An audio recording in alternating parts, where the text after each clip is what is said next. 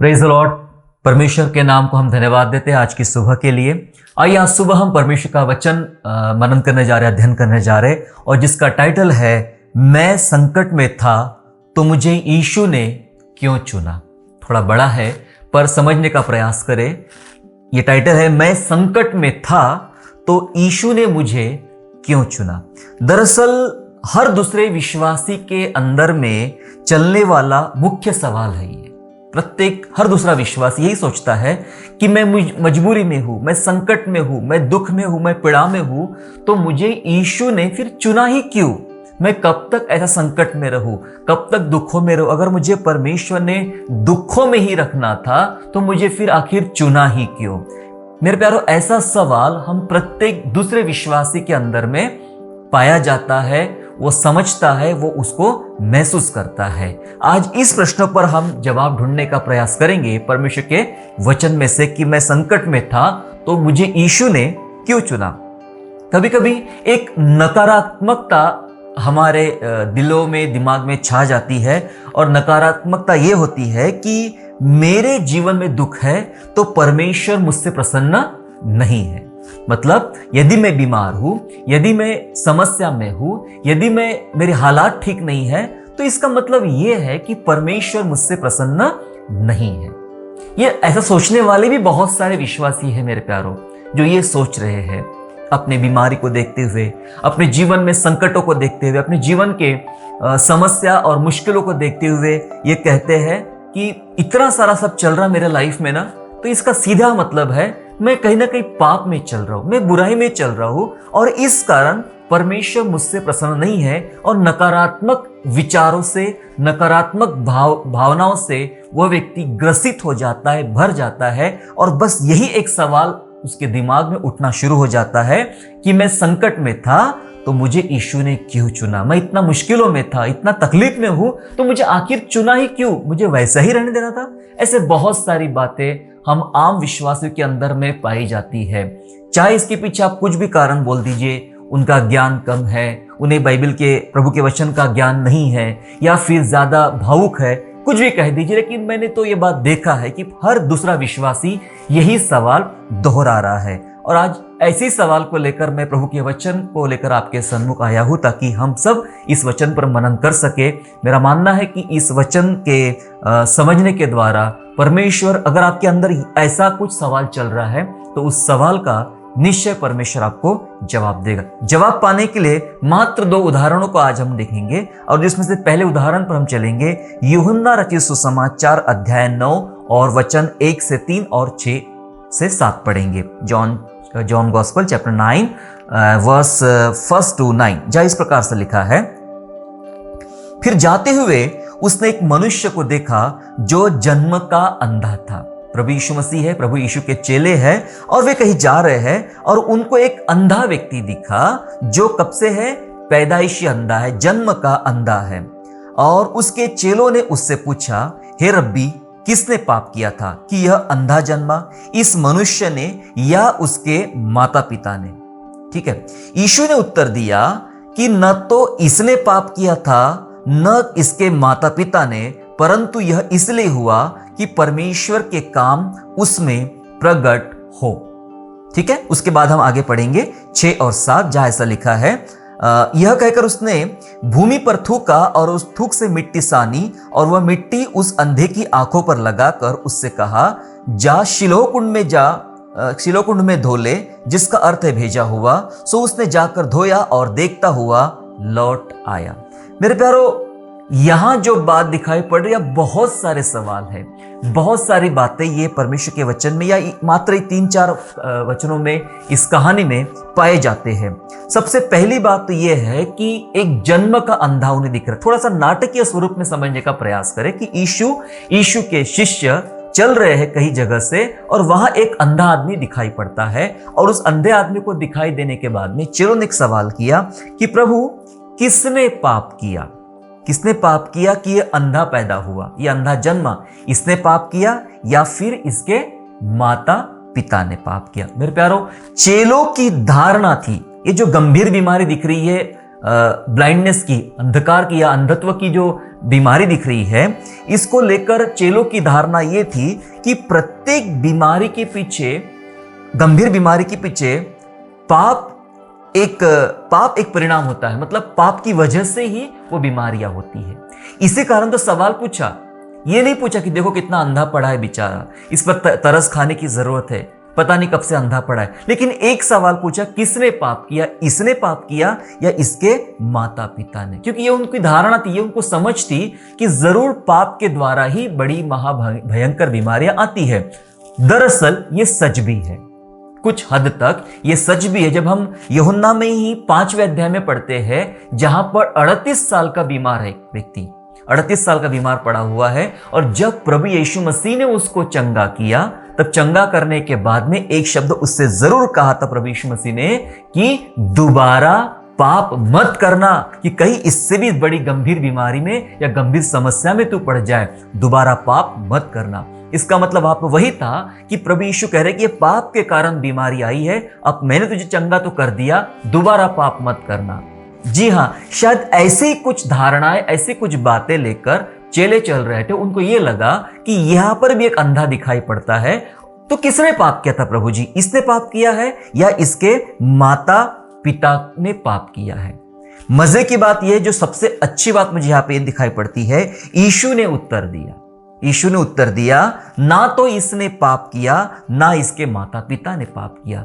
मुझे ऐसा लगता है कि ऐसे ये पहले लोग हैं बाइबल में जिसके बारे में स्वयं प्रभु यीशु मसीह उनको निष्पाप बोल रहे हैं।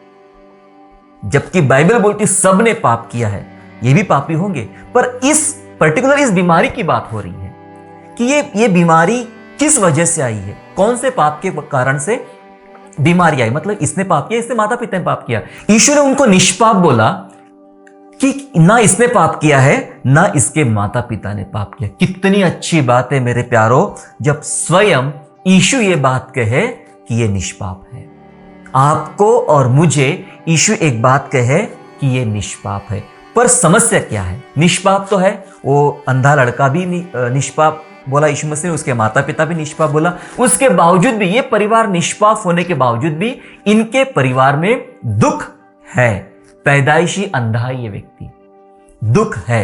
यही सवाल तो चल रहा है आपके अंदर भी, शायद यही सब बातें हमारे मनों में चल रही है कि हाँ, मैं तो इतना ईमानदारी से जीवन जीता हूं, अच्छा जीवन जीता हूं, मैं उन पापियों के समान तो जीवन नहीं जीता हूं जो दुनिया में लोग पापी लोग जी रहे हैं, मैं तो इतना सब करता हूं, उसके बावजूद भी मेरे परिवार में दुख क्यों? बहुत से दुख मसीहों के परिवार में पाए जाते हैं, बहुत से दुख। कभी कभी बीमारी वाला दुख है, कभी कभी भावनात्मक दुख होता है, पारिवारिक तनाव रहता है। कई परिवारों में मैंने देखा है कि माता पिता बहुत अच्छे होते हैं, परंतु उनके संतान पापी होती है, वे बहुत ही हठीले और दोषी पाए जाते हैं। लेकिन माता पिता बहुत धर्मी है, और माता पिता ऐसे बच्चों को देखकर बहुत परेशान है और रात दिन रोते रहते हैं। बस यही सवाल चलते रहता है कि ये क्या हो रहा है, जबकि हम इतना अच्छा जीवन जी रहे, ये क्या हो रहा। यहां पर भी एक परिवार है मेरे प्यारों, जिसको यीशु ने निष्पाप बोला और कहा कि ये निष्पाप है, लेकिन उसके बावजूद भी उनके परिवार में, उनके जीवन में एक समस्या है। अब परमेश्वर बात कर रहे हैं कि तीसरे वचन में यीशु ने उत्तर दिया, इसने पाप नहीं किया, इसके माँ बाप ने पाप नहीं किया, लेकिन ये इसलिए हुआ, ये बीमारी इसलिए हुई ताकि परमेश्वर के काम उसमें प्रकट हो जाए। जी हाँ, ये बीमार को, ये अंधे को इतना सारा समय, इतने सारे साल इसलिए इस अंधत्व में बिताने पड़े, ये इंतजार हो रहा था कि परमेश्वर के काम उसके जीवन में कब प्रकट हो। दरअसल मैं कहूं आपको तो इस अंधे व्यक्ति को परमेश्वर ने अपने काम प्रकट होने के लिए उसको चुना था। ये चुना हुआ पात्र है, उसको मुश्किल से इसलिए परमेश्वर गुजार नहीं दे रहा है, ये चुना हुआ पात्र है, इसका परमेश्वर इस्तेमाल करना चाहता है। और जब उसके काम प्रकट होंगे तो बड़ा अद्भुत काम होगा। और हम देखते हैं कि प्रभु यीशु मसीह के काम इस अंधे व्यक्ति के जीवन में पूरे भी हुए। क्या हुआ? सबसे पहली बात हमने देखा, इसके अंदर चंगाई आई। जब यीशु मसीह आया, यीशु ने कह दिया कि इसके अंदर खुदा के काम पूरे हो, तो सबसे पहली बात इस अंधे के अंदर, ये जन्म के अंधे के अंदर चंगाई आई। और जब चंगाई आई तो उसके बाद वो बाहर निकला। जब बाहर निकला, क्योंकि वो भीख मांगा करता था, तो लोगों ने, यहूदियों ने वेशिश पकड़ा। क्या हो रहा है, थोड़ी ध्यान दीजिएगा। यहूदियों ने पकड़ा, अरे ये वही तो भिखारी है जो अंधा था। तो किसी ने कहा नहीं नहीं नहीं, ये वो नहीं है, उसके जैसा, लेकिन ये वो नहीं है। उसके बारे में बोला गया। फिर वो कहता है नहीं नहीं, मैं वही हूं जिसकी आप चर्चा कर रहे हैं, मैं वही हूं। तो कहते तू चंगा कैसे हो सकता? फिर फरीसी लोग, यहूदी लोग, शास्त्री लोग आकर उससे तरह तरह के सवाल पूछने लगे। काफी सारे लोगों ने घेर लिया, क्योंकि ये चमत्कार था। ऐसा कभी सोचा नहीं, ऐसा कभी देखा नहीं, ऐसा काम हुआ था। और वे निरुत्तर हो गए थे। वे बहुत सारे सवाल करने लगे कि ऐसा कैसे हो सकता है। जब उसने सारी कहानी बताई कि कोई व्यक्ति यीशु नाम का मेरे पास है, उसने ये किया, तो वो लोग कहते हैं उनको इसकी चंगाई से लेना देना नहीं। वो कहते हैं वो जरूर कोई पापी आदमी है, क्योंकि सब्बात के दिन चंगा करना ठीक बात नहीं है। वो इस बात से खुश नहीं थी कि एक जन्म का अंधा ठीक हो रहा है, पर इस बात को देख रहे थे कि नियम टूट रहा है। मेरे प्यारो, आपके जीवन में भी ऐसे लोग जुड़े होंगे जो आपके जीवन के परिवर्तन को लेकर ज्यादा खुश नहीं है, पर वो नहीं, ये नियम टूटा, ये हमारा संस्कार टूटा, ये हमारी प्रथा टूटी, इन तमाम चीजों पर बहस करते हैं। लेकिन आपके जीवन के परिवर्तन को लेकर शायद वे नाखुश है। यहूदी लोग भी नाखुश थे, और यहां तक कह दिया कि वो तो जिसने तुझे चंगा किया वो तो पापी इंसान है, यहां तक बोल दिया गया था, क्योंकि वो नियम मानने वाले, प्रथाओं को मानने वाले लोग थे। लेकिन ये अंधा आदमी गवाही देता रहा, गवाही देता रहा। और जब गवाही दिया तो जगह जगह जाके, मंदिर में, अलग अलग स्थानों में उसने जाके गवाही दिया, और लोग सुनते रहते थे उसके बारे में, लेकिन विश्वास करना उनके लिए बहुत मुश्किल हो रहा था। आखिरकार क्या हुआ? जब हम 34 वचन, इसी अध्याय में 34 वचन में पढ़ते हैं कि लोगों ने बोला तू ही बन उसका चेला, हम तो मूसा के चेले हैं। तू ही बन उसका चेला, हम तो मूसा के चेले हैं। उसे भला बुरा कह के, उसे पापी बोलकर, उसे बेकार व्यक्ति सोचकर, ऐसा लिखा है, उसे निकाल दिया गया, उसे निकाल दिया गया। मेरे प्यारो, ये कितना अच्छा है, निकालना भी कितना अच्छा है, क्योंकि वो प्रथाओं में जुड़े रहना चाहते हैं, अपने अलग धारणाओं में बने रहना चाहते हैं। वे यीशु के प्रभुत्व को अपने अंदर, अपने ऊपर स्वीकार करना नहीं चाहते। उन्हें डर था कहीं ये यीशु हम पर शासन ना करे, हम पर अधिकार ना करे, है ना। और उस कारण उन्होंने इस अंधे जो ठीक हो गया था, अंधे को, उसको निकाल दिया गया। मैं आपको बताना चाहता हूं, जिस दिन यीशु के काम आपके जीवन में पूरे हो गए, ये प्रथा, ये सारे चीजें, ये गलत बातें, इसमें से, नियम धारणाओं से आप स्वतंत्र किए जाओगे। यीशु मसीह स्वतंत्र करने, ये खुदा के काम उसके अंदर में पैदा। पहले वो उसी समुदाय में भीख मांगा करता था, उसी समुदाय में बैठा करता था, आज हील हुआ और उस समुदाय ने उसको निकाल दिया गया। हमारे साथ भी ऐसा हो सकता है, लेकिन खुदा के काम हो रहे, उसको निकालने के पीछे भी प्रभु के काम है। चंगाई हुई, गवाही हुई, उसको निकाल दिया गया। और जब आगे पढ़ते हम लोग 38 वचन में ऐसा हुआ कि उस व्यक्ति ने यीशु को अपना उद्धारकर्ता के स्वरूप में ग्रहण भी किया। ये अद्भुत काम उसके जीवन में हुआ। मेरे प्यारो, इसीलिए प्रभु ने इस परिवार को चुना था, इस अंधे को चुना था, ताकि परमेश्वर के काम उसमें प्रकट हो। कितनी अच्छी बात है कि परमेश्वर ने आपको और मुझे इसलिए चुना है कि वो अपने काम हमारे अंदर पूरे कर सके, प्रकट कर सके।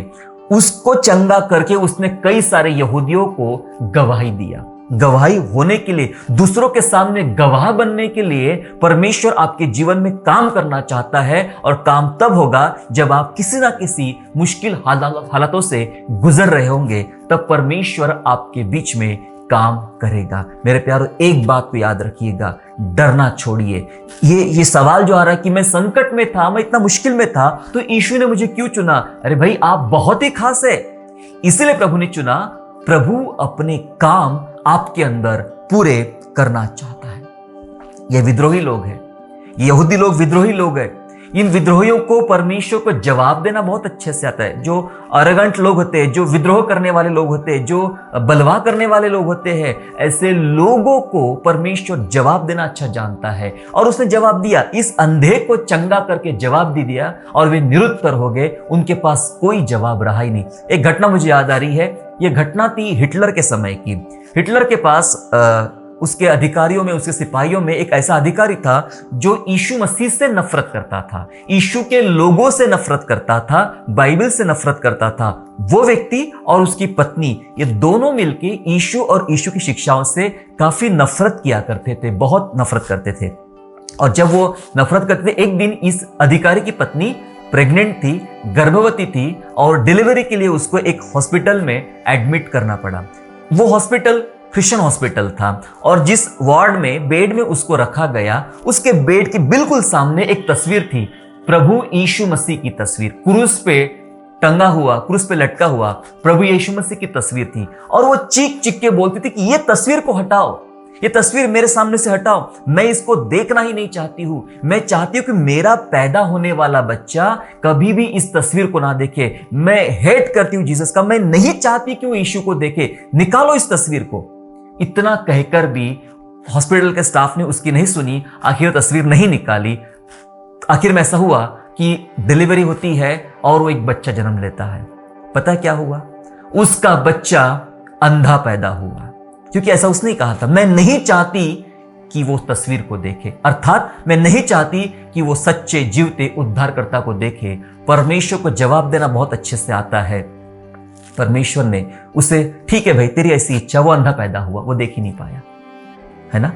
वचन में ऐसा लिखा है कि परमेश्वर, ये लोग देख रहे थे, ऐसा लिखा है बाइबल में कि देखते हुए भी ना देखे, और जो देखते हैं वे अंधे हो जाए। जो अंधे हैं वो देखने लग जाए, और जो देख रहे हैं वो देखते हुए भी ना देखे। इसी अध्याय में लिखा हुआ है मेरे प्यारो। वो नहीं देखना चाहते, परमेश्वर चमत्कार करना चाहता है। परमेश्वर आज इसी घड़ी आपके लाइफ में चमत्कार करना चाहता है। अगर अपनी आंखें आप खोलकर परमेश्वर को देखना चाहते, सवाल करना रोकिए अपने आप को कि मैं संकट में था तो यीशु ने मुझे क्यों चुना। इसलिए यीशु ने चुना कि आपको एक बड़ा गवाह बनाए, लोगों के सामने आपको बड़ा गवाह बनाए। जब आप खड़े हो जाए तो परमेश्वर आपको गवाह बनाए। मैंने अपने जीवन में बहुत सारे संकट देखे, बहुत सारे पीड़ाएं देखी, बहुत सारी समस्याएं देखी, लेकिन जब आज पलट कर देखता हूं, प्रभु इतने सारे संकट मेरे ऊपर आए थे, इतनी सारी मुश्किलें मेरे ऊपर में आई थी, तब प्रभु कहता है वो इसलिए थे ताकि तुझे आज मैं खड़ा करूं, एक गवाह बना के मैं खड़ा करूं। और जब मैं आज ऐसी बातें करता हूं तो कोई शायद इन बातों पर विश्वास करने को तैयार नहीं होता है कि परमेश्वर ऐसे भी काम कर सकता है। आपको गवाह होने के लिए और परमेश्वर अपने काम आपके अंदर प्रकट करने के लिए प्रभु ने आपको चुना है। मेरे प्यारो, एक और उदाहरण पढ़ के हम लोग जल्दी समाप्त करेंगे कि पीड़ित व्यक्ति का चुनाव होना परमेश्वर की महिमा के लिए होता है। पीड़ित व्यक्ति का चुनाव होना परमेश्वर की महिमा के लिए होता है। कैसी महिमा होती है परमेश्वर की, इसके लिए पढ़ेंगे हम लोग उसी अध्याय में, मतलब उसके पड़ोस में 11वां अध्याय, जॉन गॉस्पेल चैप्टर 11 अध्याय 11 एंड वर्स 3 to 4, तीसरा और चौथा वचन। आप सब जानते हैं कि अध्याय 11 में लाजर की कहानी है ना। हम पूरी कहानी नहीं पढ़ेंगे, 3 और 4 वचन पढ़ेंगे। यह लिखा है, सो उसकी बहनों ने उससे ये कहला भेजा। किसने? लाजर की बहन मार्था और मरियम ने यीशु के पास एक संदेशा भेजा कि प्रभु देख, जिससे तू प्रीति रखता है वह बीमार है। वो बीमार है, तेरा मित्र जिससे तू बहुत प्यार करता है लाजर, वो बीमार हो गया है। यह सुनकर यीशु ने कहा, चौथा वचन, यह सुनकर यीशु ने कहा, यह बीमारी मृत्यु की नहीं, यह बीमारी मृत्यु की नहीं परंतु परमेश्वर की महिमा के लिए है। परमेश्वर की महिमा के लिए है कि उसके द्वारा परमेश्वर के पुत्र की महिमा हो। पीड़ित व्यक्ति का चुनाव इसलिए करता है परमेश्वर, ताकि अपनी महिमा उसके अंदर करे। परमेश्वर ने मुझे और आपको इसलिए चुना है, लिखा है परमेश्वर की महिमा के लिए। प्रत्येक बीमारी पाप के कारण नहीं है, होती जरूर है लेकिन प्रत्येक नहीं। प्रत्येक समस्या पाप के कारण होती जरूर, लेकिन सभी नहीं। तो प्रत्येक समस्या होती नहीं है। हमें जांचना होगा वचनों से, कहीं ये समस्या, कहीं ये बीमारी, कहीं ये रोग मेरे जीवन में महिमा के लिए तो नहीं आया प्रभु की। क्योंकि बीमारी के द्वारा सब कुछ समाप्त कर देना ये परमेश्वर की इच्छा नहीं है। प्रभु ने एक आशा रखा है, पुनरुत्थान। सभी विश्वासी को डरने की जरूरत नहीं कि इस भयंकर बीमारी से मैं मर जाऊंगा, खत्म हो जाऊंगा। डरिए मत, पुनरुत्थान आपका इंतजार कर रहा है। वो तो सबसे बड़ी आशा प्रभु ने हमें दिया है, पुनरुत्थान की आशा। यहां पर यीशु मसीह कह रहे हैं कि ये बीमारी मृत्यु की नहीं है, ये परमेश्वर की महिमा के लिए है। और आखिर हम देखते क्या होता है, यीशु मसीह रुक जाते हैं, बीमार है नहीं जाते हैं, मरने देते हैं नहीं जाते हैं, मरने के कुछ समय के बाद यीशु जाते हैं। और लिखा है जब वो कब्र के पास पहुंचते हैं तो बहन कहती है 4 दिन से रखा है, अभी तो बदबू आ रही होगी, लाश सड़ गई होगी। 4 दिन के बाद यीशु मसीह वहां पहुंचते हैं मेरे प्यारो, जानबूझ के लेट किया। पता है क्यों? क्योंकि पहले बोला था परमेश्वर की महिमा के लिए है। आपको ऐसा लग रहा है कि मेरे जीवन की आशीषें बहुत लेट हो रही है, मेरे जीवन के उत्तर बहुत लेट हो रहे हैं, मेरे जीवन के काम बहुत लेट हो रहे हैं, उत्तर अभी नहीं मिल रहा है। कई बार परमेश्वर जानबूझ के देरी करता है ताकि वह एक सही समय पर अपनी महिमा प्रकट कर सके।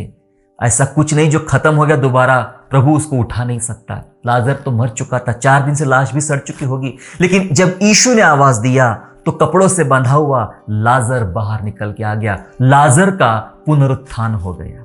मेरे प्यारो, परमेश्वर की महिमा के लिए बीमार थी और जब उसका पुनरुत्थान हुआ तो ऐसा लिखा है उसी अध्याय में 45 वचन में कि बहुत सारे यहूदियों ने यीशु मसीह पर विश्वास किया। बहुत सारे यहूदियों ने विश्वास किया कि ये सचमुच परमेश्वर का पुत्र है। और जब उनके 2 गुट बनते गए यहूदियों के, तब एक गुट ऐसा ही बना कि उनको लगा कि अब यह यीशु बहुत फेमस हो जाएगा और हम क्या करें। तो उसके बाद 53 वचन में ऐसा लिखा है कि उसी दिन से उसको मारने की योजना बनाई। क्या आप जानते हैं, परमेश्वर जब जब आपके लिए कार्य करता है तब तब परमेश्वर की कलीसिया, परमेश्वर के लोग या परमेश्वर के राज्य पर भी बहुत संकट आ जाते हैं। मतलब तकलीफों से गुजरना पड़ता है। यीशु मसीह तकलीफ से गुजरा, यह हमें ब्लेस करता है और तकलीफ उसके लिए शुरू हो जाती है। कितना प्यार करता है वो हमसे। ऐसा लिखा कि जिस दिन लाजर को जिंदा किया उसी दिन से यहूदियों ने यीशु को मारने का प्रयत्न किया, कोशिश में लगे रहे। क्या आप जानते हैं, मुझे और आपको सुख देने के लिए वो कोड़े खाता है, मुझे और आपको चंगा करने के लिए वो सताव झेलता है, मुझे और आपके चेहरे पे शांति और आनंद लाने के लिए वो मुश्किलें झेलता है। उसने झेला। लेकिन आपको क्या कह रहा है, मुझे क्या कह रहा है, ये समस्या डर मत, ये समस्या परमेश्वर की महिमा के लिए है। क्या आज आप यही सवाल कह रहे जो मैंने कहा, मैं संकट में था तो यीशु ने मुझे क्यों चुना? क्या आपको जवाब मिला? पहला जवाब ये था कि परमेश्वर के काम प्रकट होने के लिए परमेश्वर ने आपको चुना है, ये संकट में रखा। और दूसरा जवाब यह है कि परमेश्वर की महिमा के लिए परमेश्वर ने आपको चुना है, कि परमेश्वर अपनी महिमा आपके अंदर करे। हालेलुया। मैं एक बात बताना चाहता हूं, आखिरी बात, धन्य है वे जिन्हें परमेश्वर अपनी महिमा के लिए विशेष पात्र बनाए। सबको नहीं बनाएगा, सबको नहीं बनाएगा, उसके चुने में बहुत थोड़े हैं। जिससे वो अपनी महिमा करना चाहता है वो बहुत थोड़े हैं। बहुत सारी भीड़ उसको नहीं चाहिए। आज आप जिस भीड़ में घूम रहे हो वो भीड़ के हिस्सा नहीं होते हम बहुत थोड़े होते। आप शुरू से लेके बाइबल को आप जब ध्यान से पढ़ेंगे शुरू से लेके अंतिम तक, तो आपको बार बार यही बात मिलेगी, जब जब प्रभु अपना काम किया तो थोड़े थोड़े लोगों में काम किया, थोड़े लोग चुनता था। पुराने नियम से लेकर नए तक कई सारी घटना ऐसी है जहां यीशु थोड़े से लोगों को चुनता है। मेरे प्यारों, मैंने कहा धन्य है वे जिन्हें परमेश्वर अपनी महिमा के लिए विशेष पात्र बनाता है। इतनी सारी भीड़ में से परमेश्वर ने मुझे और आपको, शायद हम जिस संकटों से गुजर रहे हैं, हम एक विशेष पात्र बन के चुना है, विशेष पात्र बन के बुलाया है कि मैं तुझ में अपनी महिमा कराऊंगा, मैं तेरा इस्तेमाल करूंगा, मैं तेरा उपयोग करूंगा। तू बहुत खास है। 100 की भीड़ में भी होगा तू खास है, हजारों की भीड़ में होगा तू खास है, भले ही तू मुश्किल वाला है। बाइबल में उनके नाम नहीं है मेरे प्यारों जो बहुत अच्छे थे। बाइबल में वो जन्म के अंधे का नाम है, वो पापी स्त्री का नाम है, उस कुबड़ी औरत का नाम है, उस 12 साल की रोगी का नाम है, उस लंगड़े का नाम है, उस मरे हुए जवान का नाम है, विधवा का लड़का। ऐसे कितने किस्से हैं बाइबल में। ये सब दुखी लोगों के नाम हैं और इन्हीं के नाम ले लेकर हम परमेश्वर की महिमा करते कि मेरा परमेश्वर अंधे को चंगा करने वाला परमेश्वर है, मेरा परमेश्वर मरे लाजर को जिंदा करने वाला परमेश्वर है। इन्हीं कमजोर लाचार लोगों का नाम ले लेकर हम अपने प्रभु की महिमा करते। ये वो थोड़े लोग थे जिनको प्रभु ने चुना है। आप भी वही है, मैं भी वही हूं। अगर आपके अंदर ये सवाल बार बार चल रहा है कि मैं संकट में था तो यीशु ने मुझे क्यों चुना, पहला उत्तर परमेश्वर के काम प्रकट होने के लिए आपको चुना। दूसरा उत्तर, परमेश्वर अपनी महिमा आपके अंदर कराना चाहता है, इसलिए परमेश्वर ने आपको चुना। एक अंतिम वचन पढ़ के समाप्त करेंगे हम लोग, और जो हमें मिलेगा आइज़ाया 48 वर्स 10, यशायाह 48 और वचन 10, जहां इस प्रकार लिखा है, देख मैंने तुझे निर्मल तो किया है परंतु चांदी की नाई नहीं। मैंने तुझे निर्मल तो किया है, चांदी की नाई नहीं। मैंने दुख की भट्टी से परख कर तुझे चुन लिया है। मैंने चांदी के समान बड़ी आसानी से तुझ पर काम नहीं किया। तेरा चुनाव मैंने इतनी आसानी से नहीं किया। तेरा चुनाव मैंने दुख की भट्टी में परख कर, परखा गया। दुख के समय, जो दुख आपके लाइफ में चल रहा है मेरे प्यारो, ये आपको परख रहा है, चेक कर रहा है आप कितना उस पर विश्वास करते हैं। ये दुख की भट्टी से गुजर दिया उस अंधे को कितने साल, कितने सारे निष्पाप लोग हैं मेरे प्यारो, लेकिन उनको भी प्रभु की महिमा, उसकी दया, उसकी सामर्थ, उसकी शांति, उसकी कृपा को पाने के लिए उनको बहुत सारा समय दुख और यातनाओं से गुजरना पड़ता है। तब वो सच्ची शांति मिलती है। जब हम दुखों के भागी होंगे तब हम सचमुच सुखों के भागी भी होंगे। परमेश्वर ने हमें दुख की भट्टी से परख कर चुन लिया है। इसलिए आज सवाल करना बंद करें कि मैं संकट में था तो यीशु ने क्यों चुना। अगर आप सवाल कर भी रहे हैं तो ये जवाब हमेशा याद रखिएगा। यस, अपने आप को जवाब देना शुरू करना, मुझे यीशु ने इसलिए चुना है कि मेरे अंदर उसके काम प्रकट हो और होने वाले हैं। मुझे यीशु ने इसलिए अंधा रखा है, बीमार रखा है, मुश्किल में रखा है, पीड़ाओं में रखा है, ताकि मेरे अंदर अपनी महिमा वो पूरी कर सके। 4 दिन की सड़ी हुई लाश को भी जिंदा कर सकता है, तो आपकी और मेरी समस्या उतनी बड़ी भी नहीं है। हालेलुया, उतनी बड़ी भी नहीं है, वो भी कर सकता है। आओ हम उस पर निर्भर हो जाए। बस शद्रक मेशक का विश्वास रखे, जो कहते हमारा प्रभु बचाने में सक्षम है, और ना बचाए तो हमें कोई शिकायत नहीं है। हमें कोई शिकायत नहीं होना चाहिए। हमें जो उसने उद्धार दिया है, ये सबसे बड़ा गिफ्ट है। आइए उस गिफ्ट को लेकर उसकी तारीफ करें। आइए मेरे प्यारों, उसके नजदीकता में चले, उसके सन्मुख चले। पिता, हम आपको धन्यवाद धन्यवाद धन्यवाद करते हैं। अक्सर प्रभु जी हम सवाल करते रहते अपने जीवन से कि मैं इतना संकट में हूं, मैं इतना दुख में हूं, मैं इतना मुश्किलों में हूं, तो आखिर मुझे चुना क्यों परमेश्वर ने? वो क्या चाहता मेरे जीवन से? प्रभु, आज आपका वचन हमने पढ़ा, यूहन्ना 9 और यूहन्ना 11, जहां ये लिखा है, प्रभु तेरे काम हम में प्रकट हो, इसलिए प्रभु तूने हमें चुना। तेरी महिमा हमने हो प्रभु, इसलिए प्रभु जी आपने चुना। हम धन्यवाद करते कि दुखों की भट्टी से आपने परख कर हमें चुन लिया है। विनती करता हूं प्रभु जी, विशेष हमारे भाई और बहनों के लिए जो आज तड़प रहे हैं, पीड़ाओं में है, और लगातार ये सवाल उनके जीवन में चल रहा है कि मैं इतना संकट में हूं तो मुझे क्यों चुना, मेरे चुनने के पीछे क्या मकसद है प्रभु का।